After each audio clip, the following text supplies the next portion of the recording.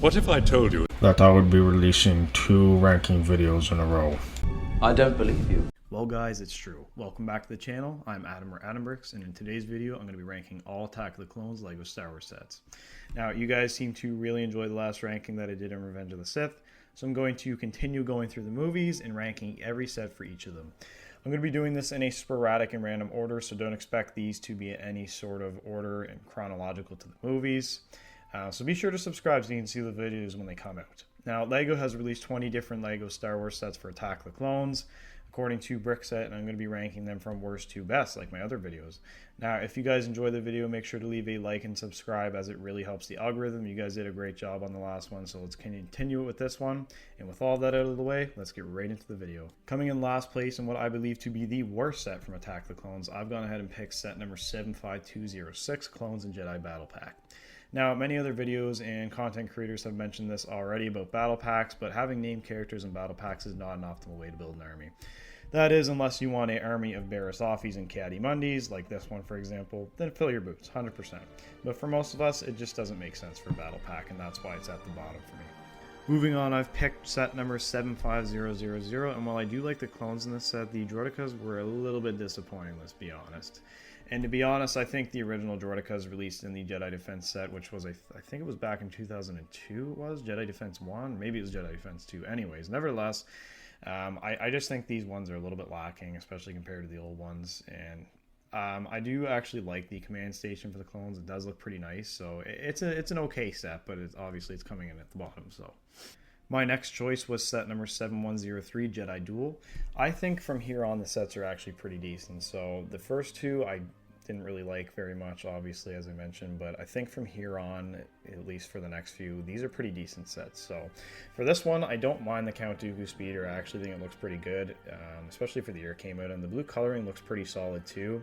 Now you get a Count Dooku and a Yoda minifigure as well, so pretty good lineup of minifigures. It's like a mini battle pack almost, and yeah, pretty good value for what it was. Up next, I have set number 75085, Hellfire Droid, with that beautiful blue clone trooper. I mean, that thing looks fantastic. You also get 2 super battle droids. LEGO, please bring this back. I don't know why they get rid of them. Anyways, the Hellfire Droid was actually a really nice design as well. Very simple, very clean, very small little set, but it actually compacted the build really well. So yeah, that's my next set.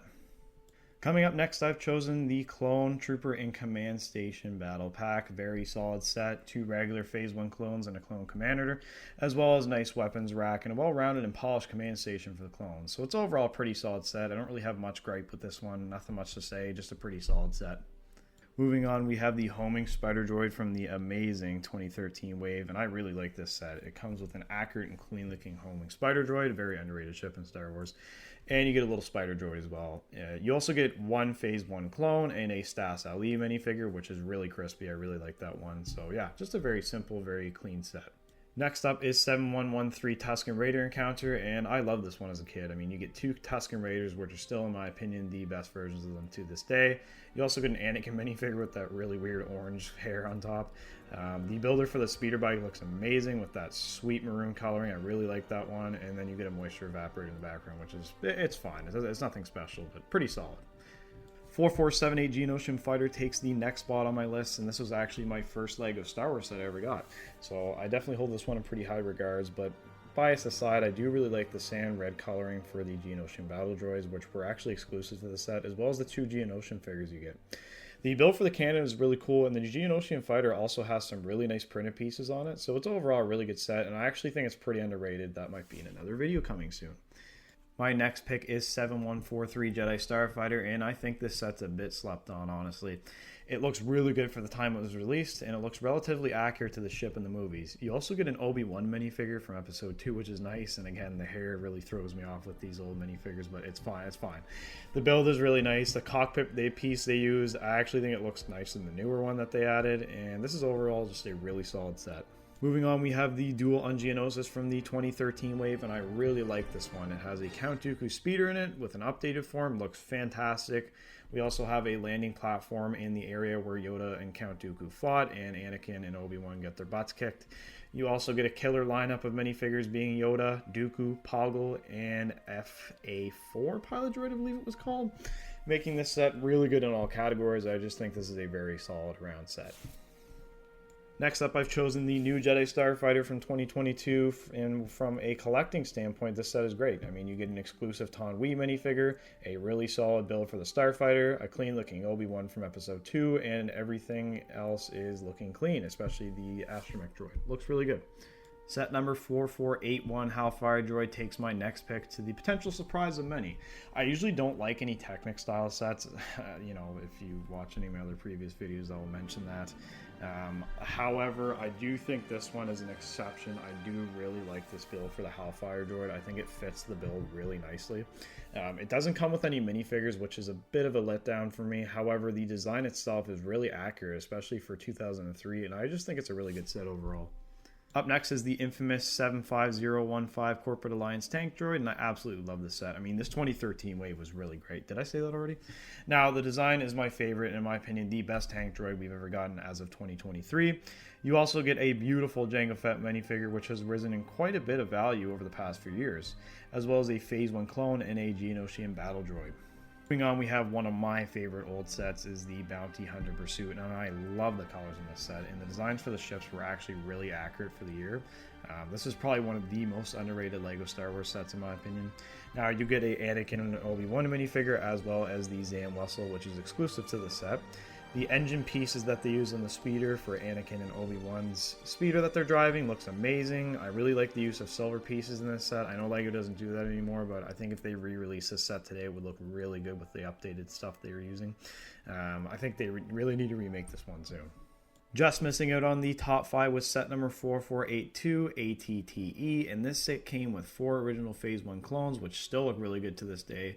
It came with a maroon speeder bike, similar to the one from the Tusken Raider Encounter.